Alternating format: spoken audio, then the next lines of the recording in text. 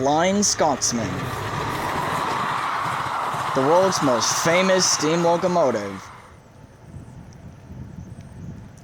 A steam locomotive that has been pretty much all over the world. Came to America between 1969 and 1973, and came to Australia between 1988 and 1989. But today is a very, very special day for this British legend.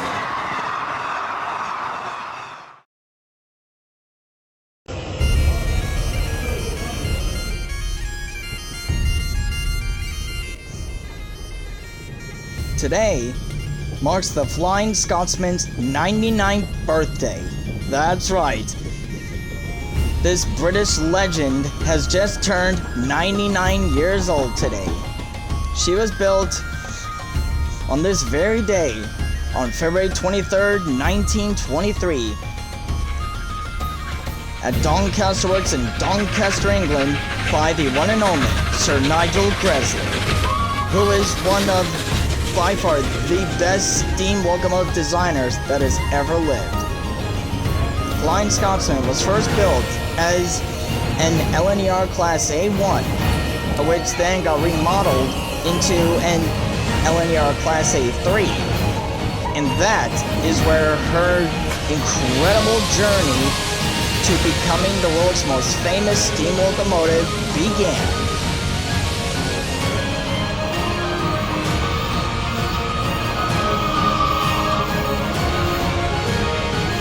Whenever people hear that whistle, there is only one steam locomotive that has that whistle. That teapot whistle belongs to the one and only Flying Scotsman. Besides Tornado, there is no other British locomotive that's like the Flying Scotsman. This locomotive has been through literally everything throughout its history. From nearly being scrapped several times during its USA tour, to suffering an accident back in the 1930s.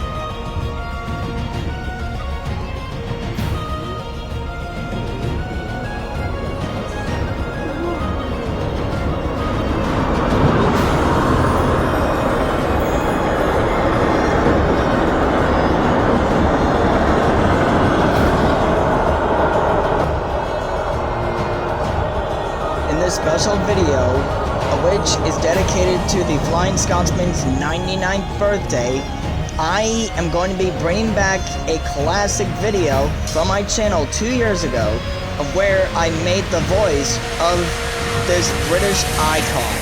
And in my eyes, that is what this old-timer would sound like if he actually did speak. And for those OGs who have been here since the beginning, y'all know which video I'm talking about. It's that one. I will be playing that through this video as parts of the Flying Scotsman telling his story and how I think his life would have been like if he actually could talk.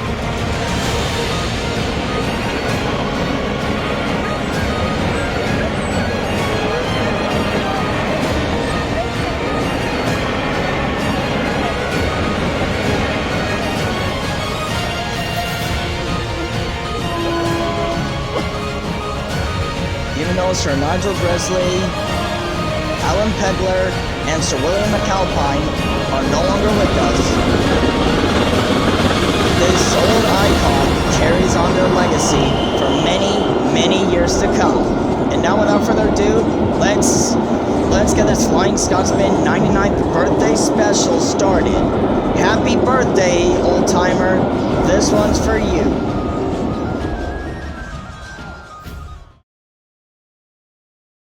My name is Flying Scotsman, or better known as Scott, and I'm the most famous steam engine in the world. I am an LNER Class A3462 Pacific, sadly the only one of my class that's left, though I'm proud of it.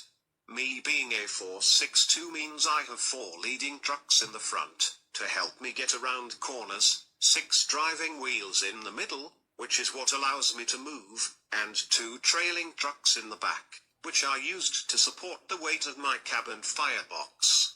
My story is a very long, heart-tugging, and fascinating adventure and journey into my life. I've been all over the world, from the land of the free to the land down under. It's full of twists and turns, lots of funny moments, sad moments, and other things. This story, my story, started nearly 100 years ago. I was built on February 23, 1923, by Sir Herbert Nigel Gresley, who was the chief mechanical engineer of the London and North Eastern Railway, or the LNER for short. I rolled out of the Doncaster Works in Doncaster, England, as a Class A1, as number 1472. This was before my name was Scott. When I first trolled out of the shops, Nigel greeted me, and said, "Welcome to the LNER 1472, my name is Sir Herbert Nigel Gresley. I'm the chief mechanical engineer of the railway." I replied, "Thank you, sir, I'm happy to be here, and working for you." He then said, "Now that's the attitude I'm looking for, positive attitude, because most of the others are so full of themselves. But you 1472, you are loyal, and as they say, loyalty comes first, questions come later." I said, "Too right, sir. Anyway, what is the first thing you want me to do?" He said, "Well, first, I want you to become antiquated with the line. In fact, why don't you do a double header with one of my other engines, or have your crew lead you on each section of the line? Surely they'll help you get to know my other engines, and the line itself." I was delighted, and I said, "Of course, sir, I'll get to it right away." He said, "Very good 1472. Very good indeed. Anyway, run along, can't keep the passengers waiting." I said, "Yes, sir, right away, sir." Then after that, I left Doncaster Works, and my new career began. My new driver, who was a driver of the LNER B12s before us A1s, was the man who was gonna help me get to know the line. We started at Manchester, which is one of the largest cities in England.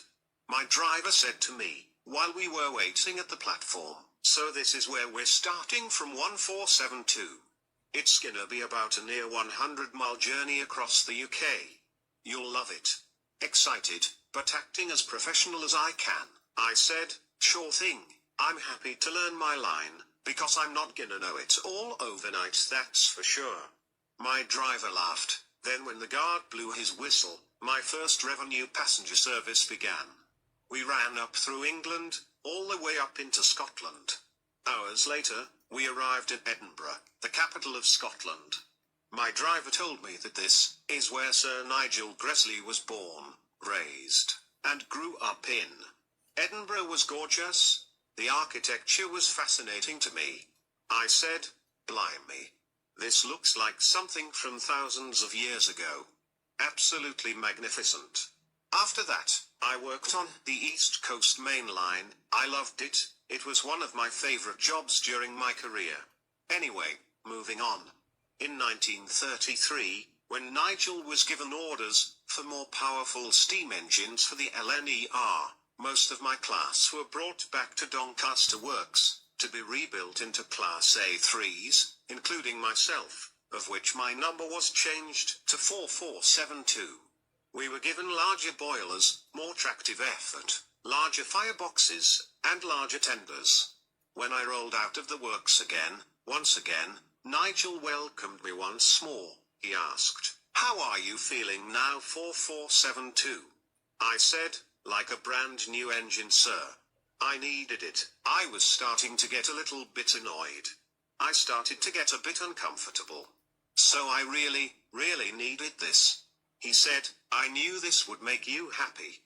Because as long as you're happy, I'm happy, and the passengers are happy.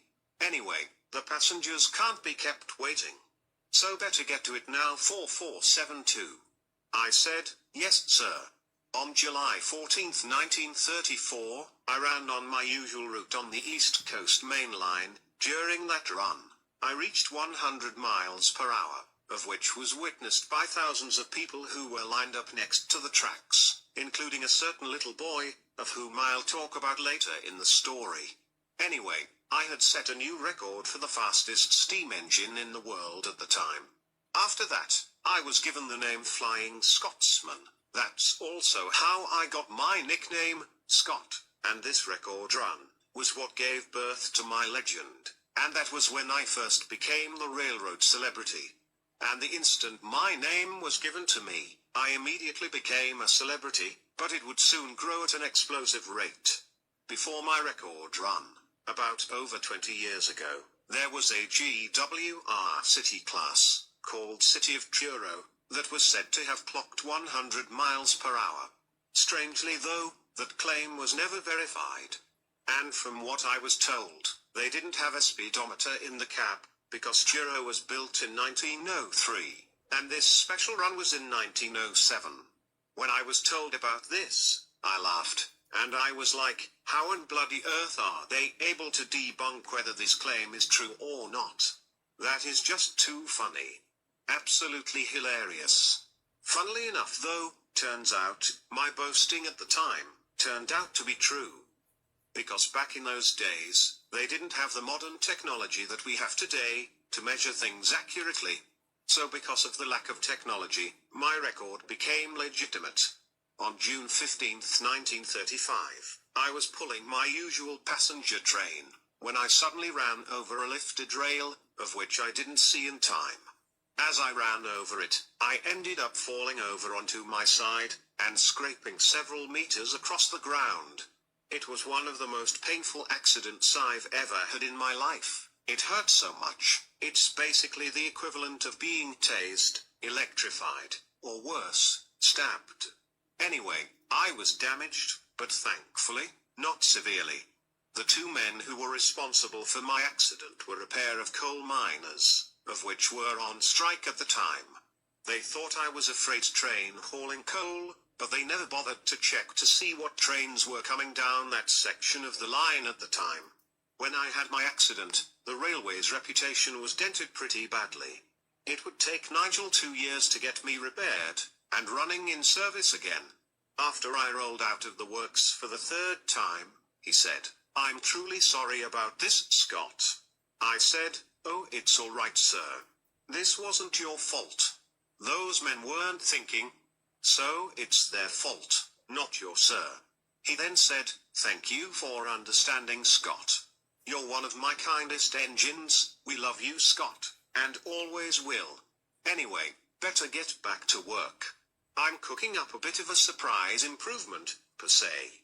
So be patient, old chap." I said, "Very good, sir. Take your time, sir." In 1937, we were given auxiliary water tenders, including me. When I rolled out of the factory, for the fourth time, I said, "Sir, forgive me for asking, but what on bloody earth is this?" He said, "This, Scott, is an auxiliary water tender. It'll provide you lot with larger water carrying capacities. But there's a bonus with this." Interested in knowing about my new addition, I asked, "What else is on this new tender of mine, sir?" He began, "Well, Scott, the auxiliary water tender, along with your normal tender, has a walk-through corridor, which basically, if one of your crew members are feeling unwell, or tired, all they need to do is walk through to the coaches and rest up. Meanwhile, another crew member will take his place and do his job. When your crew member is feeling better and well rested up, he'll walk back through the corridor, while his substitute will walk back through, and get back to his job. It's the way of the future of the railway." I was stunned. I said, "That is way ahead of our time. But it should give the passengers more time to take in the sights, and relax as well." He said, "Indeed, Scott. Now, get back to work." I said, "Right away, sir. Have a great day, sir." And I left, with Nigel filled with more positivity than he ever had. When I first ran with my new addition, I was like, maybe this new addition isn't so bad after all. As I was halfway into my journey, we stopped at one of the stations. While we were waiting, I asked my driver, "So how much water do I have left?" He said, "You still have plenty of water, old chap." Amazed, I said, "Amazing. Gresley, You're a bloody genius. Oh. There's my cue. Better get going. Back in 1935, he came out with the Class A4s, which were our streamlined cousins. The first of the A4s that I met was Seagull, back the same year in 1937. I was sitting in one of the sidings, resting up after being fixed up from my accident 2 years prior. When he rolled up alongside me, he said, "Hello, Scott. So good to meet you at last. Gresley told us all about you." Stunned, I asked, "What in the bloody name of old Blitty are you?" He replied, "I'm an LNER Class A4, your streamlined cousin. There's more of us, not just me. My name is Seagull." Having a good look at his streamlined body, he looked splendid. I said, "Blimey. You look absolutely wonderful with that streamlined boiler. You're like a train out of heaven." Flattered, he said, "Oh, Scott. You're too kind. Thank you. Anyway, I gotta go. I have my very first passenger train to run. See you next time, Scott." I said, "Bye, Seagull, and good luck." He left the yard, and he, along with the others, ran passenger trains at speeds higher than mine. At first, I was jealous, but then, I started to admire my new cousins. The first one to become popular was Silverlink, who clocked 112 miles per hour in 1935. Then on July 3, 1938, Mallard made a special run from Grantham to King's Cross. During the run, along with Sir Nigel Gresley riding in his cab, Mallard clocked an unbelievable 126 miles per hour, becoming the new record holder for the fastest steam engine in the world. When he arrived at King's Cross, his crew found out that he had damaged himself during the run. But still, it caught the public and the world by storm. He still holds that record to this day. The A4s that are still around today are Mallard, Bittern, Dwight D. Eisenhower, Sir Nigel Gresley, Dominion of Canada, and Union of South Africa. Anyway, when World War II broke out in 1940, after the Germans started colonizing most of Europe, I was repainted in wartime black. My number on the one side of my cap was 502, while my number on the other side was 103. Along with that, I had just N&E on my tender, which was used to confuse German spies. Whenever I ran on my line, and saw German spies hidden, freaking out over my numbers, and arguing whether my number is the real one or not, I laughed so hard, my boiler nearly exploded. It was so funny to make the Germans angry and lose their minds, along with giving them a taste of their own medicine at the time. Whenever I saw them freak out, I said, "Ha. Who's the dummy now? You shouldn't mess with the British. Britons, never never never, shall be slaves." Tragically, on April 5, 1941, Sir Nigel Gresley died. When I first heard of the news, I didn't believe any bit of it. Then when I was told about the diagnosis, I was told that he had a heart attack. I was absolutely devastated. He was 65 years old when he died. I knew him since he first built me back in 23. He was always there for me. He helped me whenever I had problems, complaints, anger problems, along with if I needed help, advice, and we were best friends for a very, very long time. Unfortunately, there was nothing I could do about it. He's gone, and that's the end of it. Eventually, I got over it, and moved on with my life. When World War II came to an end in 1945, I got back to running my usual passenger trains, and I was repainted back in my apple green livery. When British Railways was formed on January 1, 1948, I was once again repainted, but this time, in Brunswick green, and was given my smoke deflectors, which I used to keep the smoke out of my crew's view. My number was changed to 60103.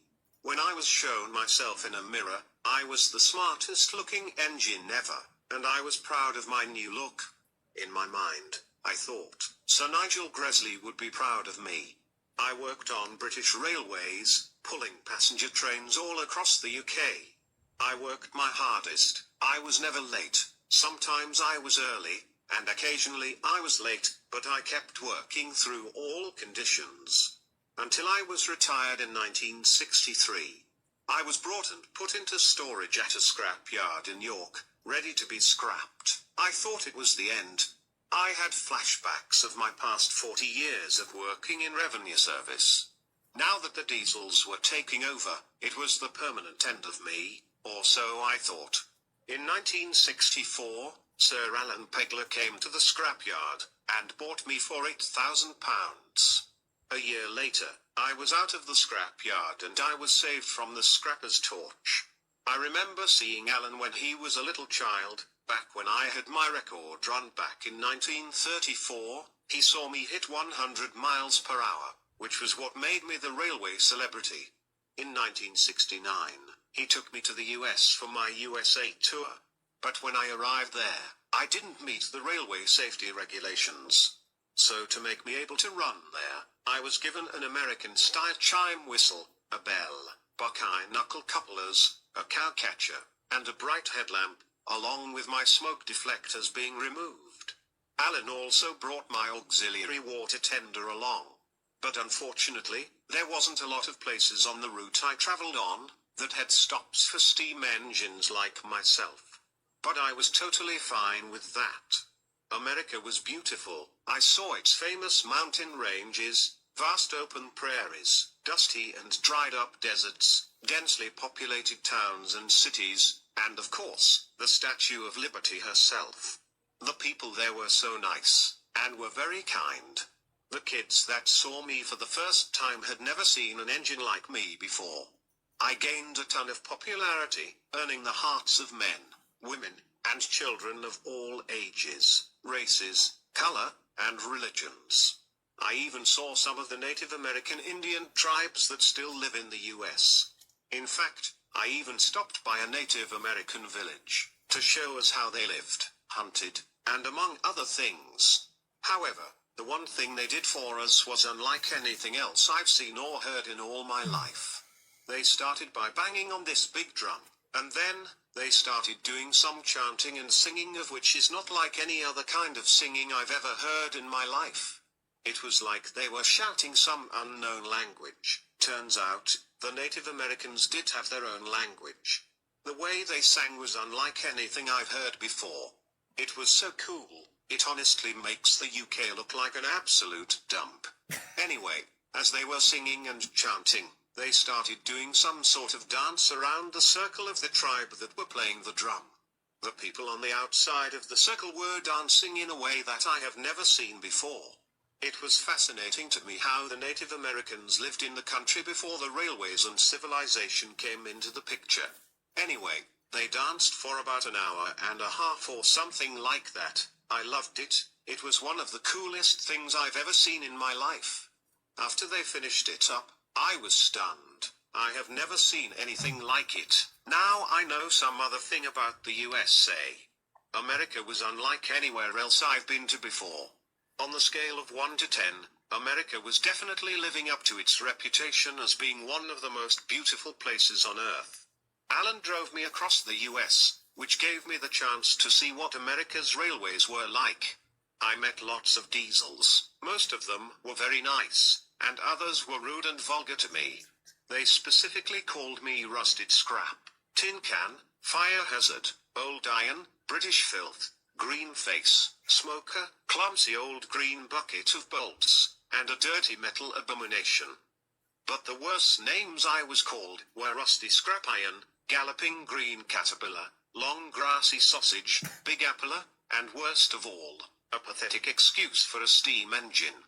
But, I ignored them and moved on. I even met some of the American steam engines that were still running there at the time. One of those steam engines I met was the Union Pacific FEF3 Class 484 number 844, aka Mike. I was waiting in one of the sidings. He pulled up next to me, and said, "So you're the famous Flying Scotsman I've heard so much about. It's a pleasure to meet you." I said, "Wow. You're so much bigger than me, you make me look like a little tank engine. What's your name?" He said, "My name is Mike. Also known as the Union Pacific 844, but you can call me Mike. What's your real name, Flying Scotsman?" I said, "My real name is Scott." I told him about my past, but then he said, "I'm actually the only steam locomotive that has never been retired by a Class 1 North America railroad. In fact, I'm the only steam engine that has never, ever been retired." I said, "You're joking." He said, "Nope.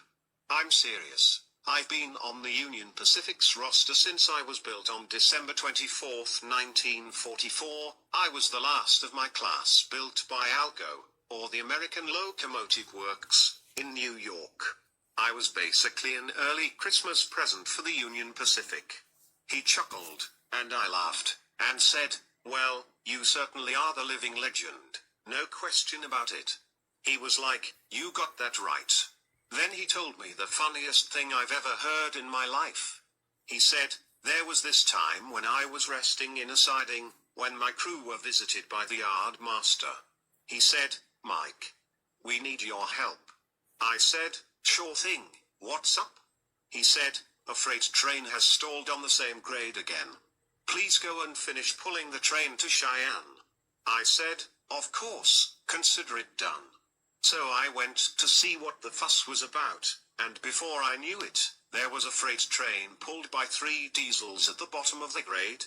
I pulled up next to them, and they said, 'Well, well, well. Look who they sent. An old bucket of.' I stopped them, and said, 'Oh, don't you try to insult me. I'm not having it. No wonder you diesels aren't doing so well, because you're always so full of yourselves. That's hilarious. Now hand your train to me, and watch how a true engine does it.'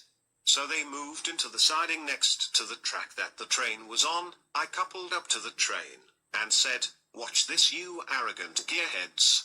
Without any wheel slip, I pulled that train like it was nothing. The diesels were stunned and speechless. Anyway, I pulled the train all the way to Cheyenne, without any problems at all. When the diesels came, the leading diesel said, 'Wow. I'm sorry for coming close to insulting you. You're a legend. Thanks for helping us. That train was just too heavy. I guess you steam engines are still useful after all.' I said, 'Oh, it's all right. We all make mistakes, and we all have mishaps from time to time. We all especially have moments where we don't think before we speak. So it's good to learn, and to make up for your mistakes. So it's perfectly fine. Don't worry, at least you respect us steam locomotives, and in return, I respect you diesels.' The diesels and I laughed, and since that day, I respect diesels. Even though they're the future of the railroad, steam will always have a spot." As he finished his story, I was laughing the hardest I've ever laughed in my life. Then I said, "Oh, Mike, you're the funniest steam engine I've ever met. Good on you." And he said, "Thank you, Scott. Anyway, I got to go. I have an excursion to run. It was an honor to meet you, Scott. Take care, and you're welcome to come back to America anytime." Mike was one of the nicest American steam engines I've ever met. He even gave me some advice and some of his wise words. I gave him some of mine as well. Anyway, I loved America. It was one of the most beautiful places I've ever been to in my life. During my tour, I even went up into Canada, which looked kinda similar to how the UK looks during the winter. Canada, like the United States, was absolutely gorgeous. Its mountains were amazing to look at. The wildlife that flourishes there is nothing like what we've got back home. I passed by some Canadian diesels, which work for the Canadian National Railroad. We even stopped in Ontario, which was one of the biggest cities I've ever been to in my life. When we got there and stopped, my crew and Alan went to one of the restaurants in the city, and they tried Canada's famous maple syrup. As they went in, I stayed outside, admiring the beautiful view of Ontario. While I was waiting there, some old man in his 70s came up to me and said, "Are you Flying Scotsman?" I said, "Yes, I am. I'm on my tour in America." But please, call me Scott. He then said, well, it's a pleasure to meet you, Scott. I'm Jacob. I've been living here in Ontario my whole life. Is the UK like anything we have here in Canada? I said, no, Canada is way different than back home. What can you tell me about Canada? He started, well, in case you didn't know, Canada was actually established by the British back in the mid to late 1700s. The British colonized all of the country. Then when the rebels came up here and took it over, throughout time, it became what is now Canada. We have more than just this, though I understand that you don't have time to run all across Canada. I was absolutely speechless. I was educated about a country far from home's history and origins. Then he said, well, I gotta go. It was an absolute honor meeting you, Scott. Take care of yourself. Then I said, would you like to take a photograph of me? He said, absolutely. So he took his camera out and snapped a picture of me. He showed me it, and I said, now you will be able to show your kids and tell them that you got to see the legendary British icon in person. They'll probably even tell their kids about it too. He laughed and said, oh Scott, you're a funny engine. Anyway, take care. And he walked away. Then another half an hour later, Alan and my crew came back. Alan told me that the country's famous maple syrup they had with their pancakes was the best food they've ever had in their lives. Now, I may not have a mouth, but I can imagine how they felt when they tasted it for the first time. Anyway, after their breakfast, this was in the morning by the way, we resumed our tour across America.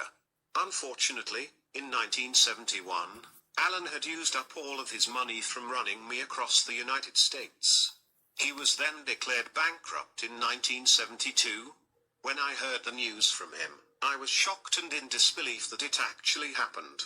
He had no choice but to quit running me, in order to continue living the rest of his life. I accepted his feelings, and he accepted mine. Alan then packed up everything, and in the company of his daughter, Penny, he headed back to the UK. Meanwhile, in 1973, I was put in a shed at an army base in San Francisco, California, to keep me from unpaid creditors.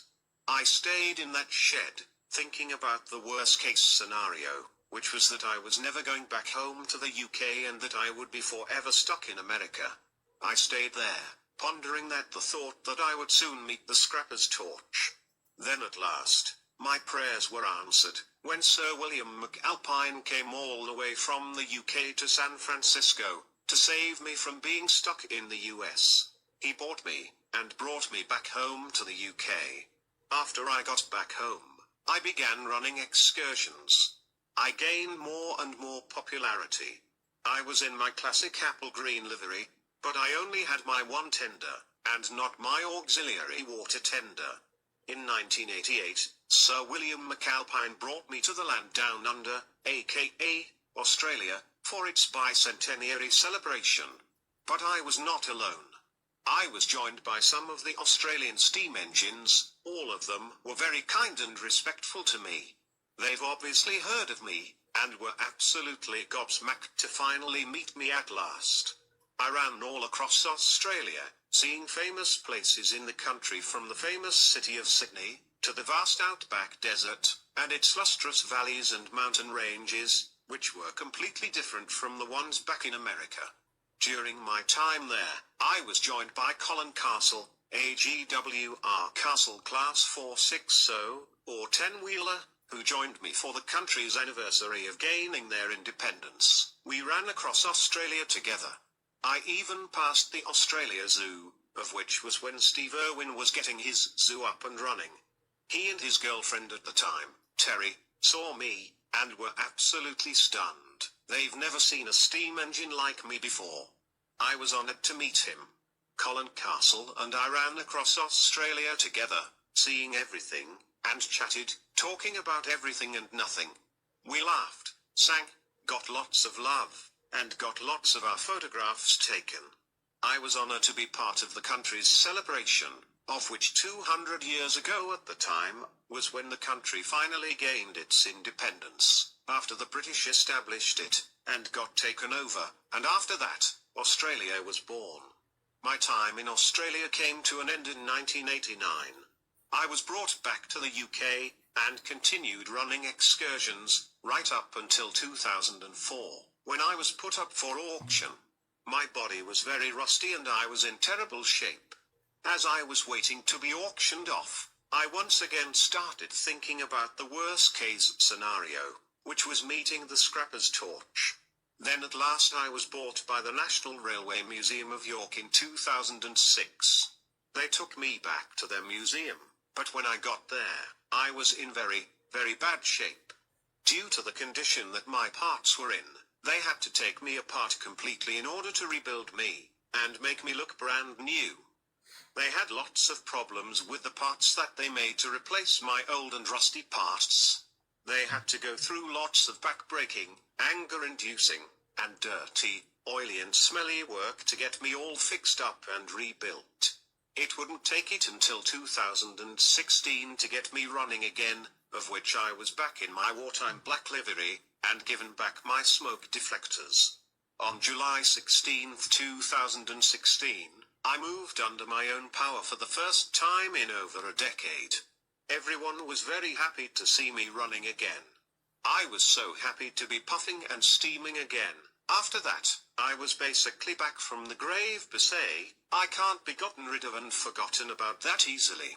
I never gave up hope, and because of my positive thinking and prayers, I was back better than ever, as the legendary British icon, of which I still am to this day. Half a year later, I was repainted in the classic BR dark green livery, and I've been running excursions ever since. My current number today is 60103, and I still have my smoke deflectors, which is what makes me the most easily recognizable steam engine in the world. I'm currently 96 years old. In 2023, I'm turning a century old. I'm one of the oldest steam engines in the world. I recently did a double-header with the Peppercorn A1 Class 60163, aka Tornado, a couple of years ago. He's younger than me, but he's a quick learner and is willing to follow in my tracks. When he did the double-header with me, he was the happiest engine in the world. I inspired him to try his best, do his best, and show everyone that he knows best too. I'm the sole survivor of my class, but I'm proud of it. I'm far from permanent retirement and static display. You'll have to drag me off the rails before you see me quit. I'm very wise. I always think positive thoughts and I'm happy with the way my life is today. Nearly 100 years later, I'm still the most legendary, and I'm certainly the greatest steam engine of all time. My legend will never die. I myself will not stop, at all costs, and I will be the most famous steam engine of all time for all eternity, and beyond. And the life lesson from my story, always take pride in your work. Be the best that you can. Make an excellent first impression to everyone. Be nice, kind, respectful, professional, and be the best person you can be. Don't let people kick you down. Because when life beats you down, just get back up and keep going down the same line you've dreamed of going down. Don't let your dreams stay as dreams. Get out there in the world, pursue what you love doing, and make your dreams come true. I am Flying Scotsman, aka Scott. The greatest, and most famous steam engine in the world, and always will be, until the end of time. Whenever you hear the name Flying Scotsman, I'm the very first thing that comes to mind. So take my advice and life lesson from my story, and you'll achieve your goals in life. There will be lots of ups and downs throughout your life. But no matter what, don't give up, keep grinding, making money, working hard, and be the best of the best.